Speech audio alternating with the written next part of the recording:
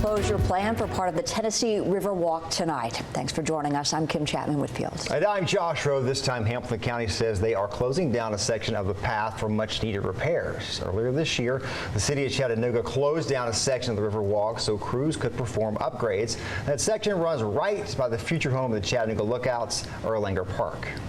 Well, this new closure is expected to start later on this month and last well into next year. That means two sections of the Riverwalk will not be accessible as we head into the colder months. News Channel 9's Lily Butler joins us now live to tell us more after speaking with the county today. Lily.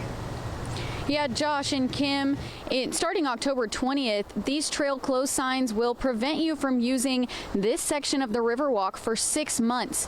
It's a bridge that's about half a mile from the rowing center, and the county says because there's no sidewalk on Amnicola, which runs parallel to the trail, there's not really an alternate route.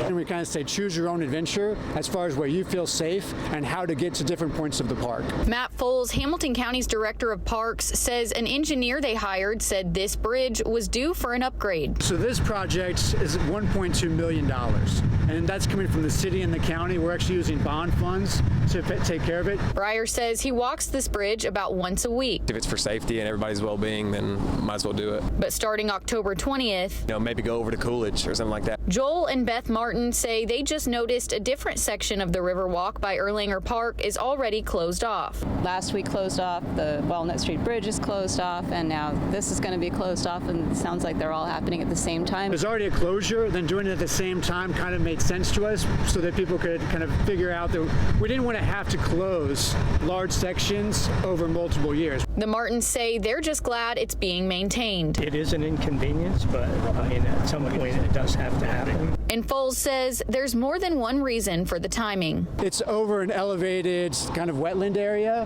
which means this is the time of year to do the work when it's still dry, so it's easier for the contractor.